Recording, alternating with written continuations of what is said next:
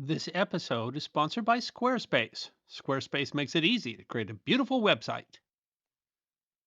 1960 was an eventful year in world history. It was in 1960 that the first weather and communication satellites were launched. John Kennedy was elected in 1960. 17 African nations achieved independence in 1960, but it was also the middle of the Cold War. But one little remembered event of that year made waves and actually prompted Nikita Khrushchev to say thank you to the United States. In January of 1960, a Soviet self propelled barge broke loose from its moorings and sent its four occupants off floating into the middle of the Pacific Ocean with 3 days' worth of food.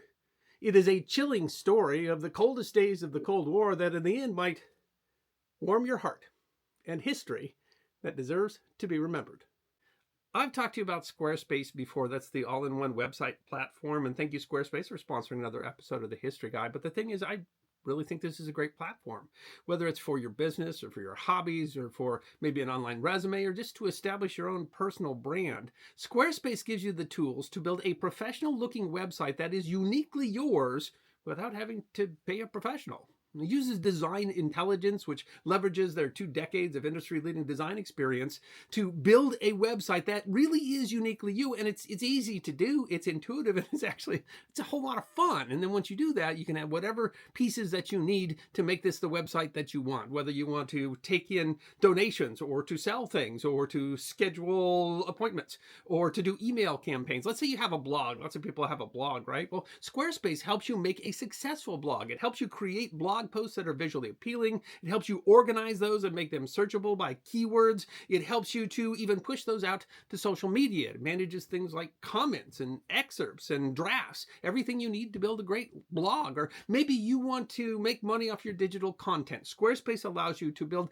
gated member areas so that you can sell your gated content and then seamlessly connect your public content to your private content and earn passive income. There's just so much that a good website can do for you, and Squarespace can give you that good website. So go to squarespace.com and try your free trial. And when you're ready, go to squarespace.com/thehistoryguy and get 10% off your first purchase of a website or a domain by using the code thehistoryguy.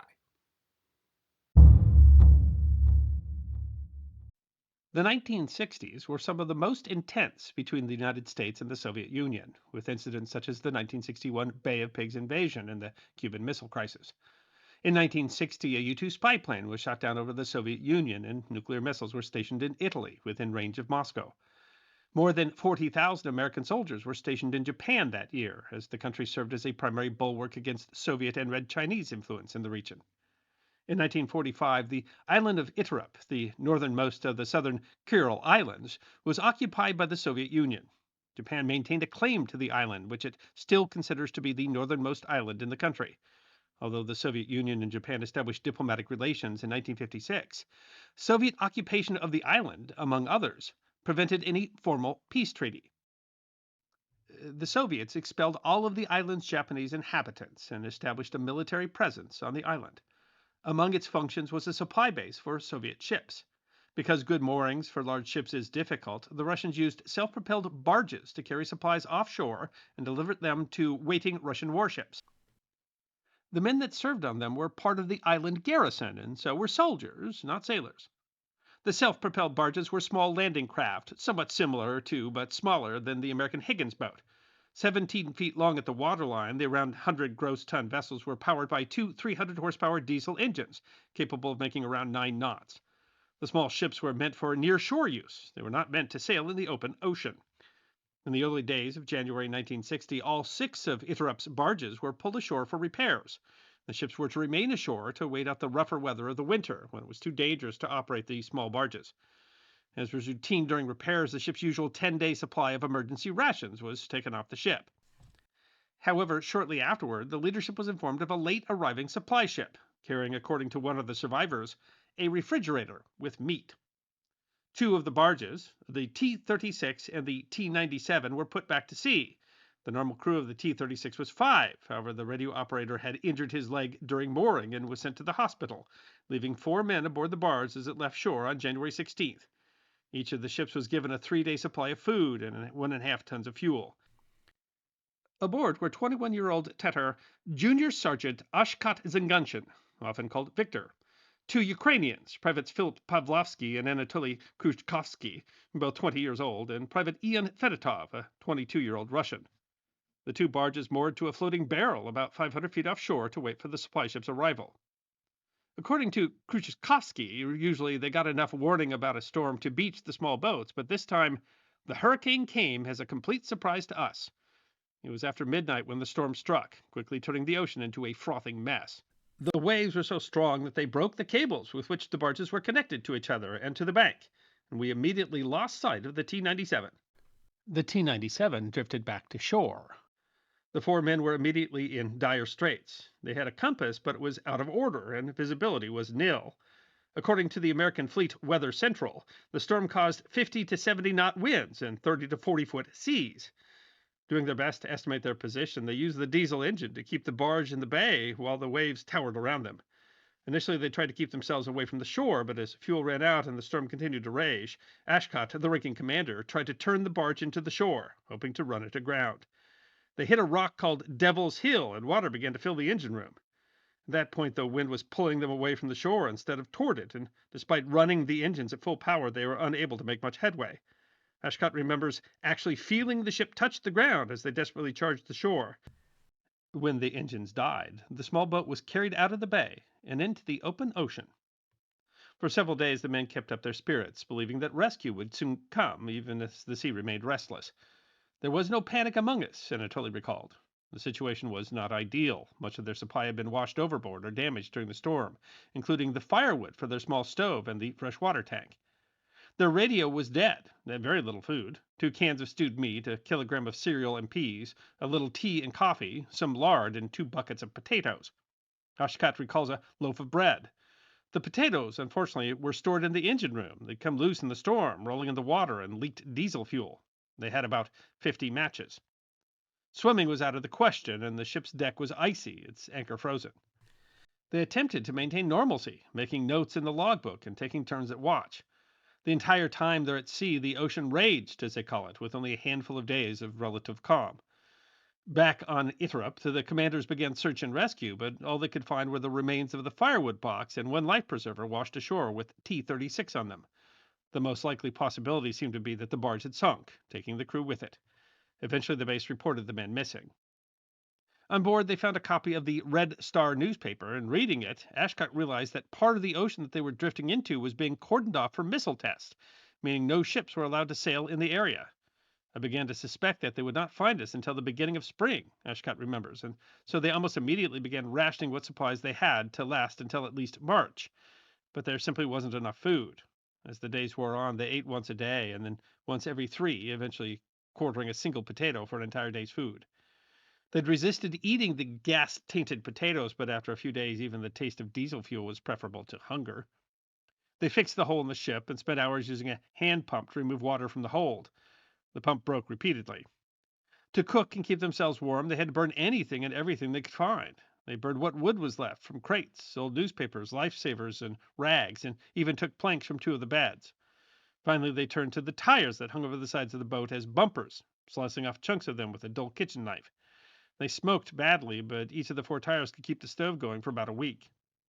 For water, they turned to the engine's cooling system, which held around 30 gallons, or over 120 liters of water that was red with dust and tasted like metal. The men also spread their sheets over the deck to collect rainwater that they could wring out, eventually gathering several glasses of it. 10 days into the journey, on January 27th, was Anatoly's 21st birthday. They cooked 2 potatoes that day in celebration and poured Anatoly a double ration of water, which he remembered as a luxurious gift in those conditions, but he refused it, insisting that birthday cake is eaten with guests, and divided the extra ration equally among the others. To keep up their spirits, they remembered other situations where men had survived adrift, including Alien Bombard, who had sailed solo across the Atlantic in 1952 with almost no supplies aboard a rubber boat. He had fish to feed himself for much of the journey.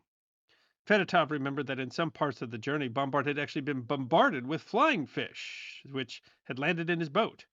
"We dreamed of the same thing," Anatoly said, even imagining they heard the fish at the deck. In reality, when they tried fishing, between the cold water, the shaking boat, and the improvised fishing equipment, they caught nothing. Fedotov was the only one whose spirit seemed to have threatened to crack, at one point shouting that they were doomed. The others turned the conversation to safer avenues, especially food, which they all thought of constantly as hunger became even more pressing. By February 23rd, they had eaten all of their food. They turned to anything that could be potentially edible. It was Ashcott who recalled one of his teachers telling a story about sailors who had eaten part of mast when they were starving. First, they cut up a watch strap, boiled it, and drank the broth, swallowing the hard leather. There was a feeling that there was something in our stomachs, at least, the crew said. Anything leather came next: belts and boots, and even the sheepskin of an accordion. And Anatoly even recalls chewing on a broomstick made of bamboo shoot. For the boots, which would become the most famous part of the journey, they could eat only some parts, as much of the boot was made of tarpaulin, not leather. Frying the boot leather seemed to make it a little softer, and it helped when they coated the strips with a little grease. It couldn't keep them going for very long. Several times they spotted ships in the distance, but they were unable to attract their attention. They had sewn together blankets to make a kind of four-man sleeping bag to stay warm, and had discussed what they would do when they finally felt that they were going to die. They would say goodbye to each other and scratch their names into the barge, hoping that someday someone would find it. Toward the end, they remembered hallucinations and watching as sharks began circling the inert craft. While the four men were drifting, trying not to starve, American ships had been participating in SEATO, Southeast Asian Treaty Organization exercises, including the carrier USS Kearsarge. Kearsarge left Yokosuka, Japan on March 3, 1960, on her way back to California. On March 7th, the Kearsarge was surprised when they got a report in the afternoon from one of their S-2F trackers, anti-submarine aircraft, of an LCM, side number 36. It was sighted visually from the ship at 3:08 p.m., 4 crew visible. They launched helicopters, SH-3 Sea Kings, to identify and potentially rescue those aboard. According to Ashcott, the hardest part of the voyages was immediately after the American ship first approached. The men were too tired to come out of the ship and try to speak to the Americans, who in turn were waiting for someone to come and get them. For a moment, it seemed like the ship chose to abandon them, and they had lost their last chance at salvation. Soon, however, a helicopter appeared hovering over the ship, asking in broken Russian, "Do you need help?" Ashcott was the first to be brought aboard the helicopter. At first, they intended to negotiate to see if they could get some food and fuel and return to their base on their own power. They had no idea how far they had drifted. In 49 days, they had drifted over 1,000 miles and were then 1,200 miles north of Wake Island.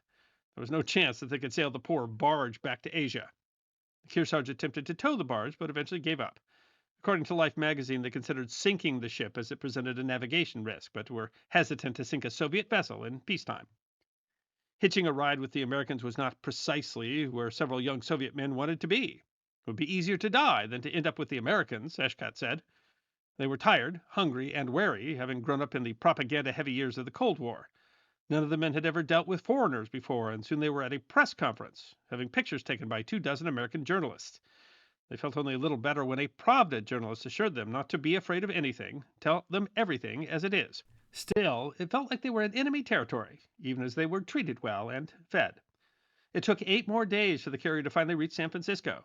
Ashcott worried that the entire time that his commanders would be furious that they had left the barge behind.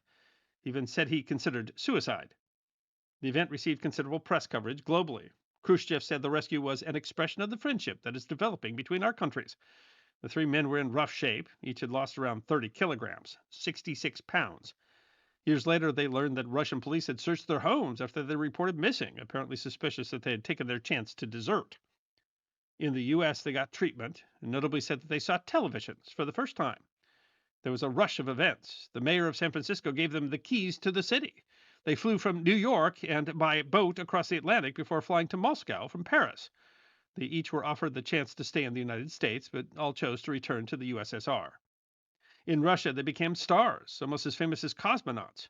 In their first speech, Zengashin said, "We did not consider our 49 days on a landing craft extraordinary feat, but merely part of our duty," and ascribed their survival to their communist upbringing. The Minister of Defense gave them navigator's watches so that they don't get lost again. Songs were written about them, such as the Zengashin Boogie, where they sing Zengashin ate his second boot. A Soviet movie, not particularly accurate, was released in 1963. They traveled all over and were hailed as heroes. They were awarded the Order of the Red Star and gave speeches on ships, at schools, and for the public. All but Fedotov went on to attend naval school, and they all lived normal lives, mostly in the Navy. They were still recognized in the street, and for many years afterwards, people would gift them boots in memory of their experience, but as time passed, memories faded and they stopped being recognized on the street. Fedotov passed away in 2000, Pavlovsky in 2001, Zinganshin died in 2017, and as of February of 2025, Anatoly Khrushchevsky is the last survivor of the four. None of the four ever seemed to admit to being heroes. When pressed on the subject, Anatoly merely said, "What can I say? We were lucky." Do you see? You see the cat in the picture right there? You see? Right there. That's you. I hope you enjoyed watching this episode of The History Guy, and if you did, please feel free to like and subscribe and share The History Guy with your friends. And if you also believe that history deserves to be remembered, then you can support The History Guy as a member on YouTube, a supporter on our community and locals, or as a patron on Patreon. You can also check out our great merchandise shop, book a special message from The History Guy on Cameo.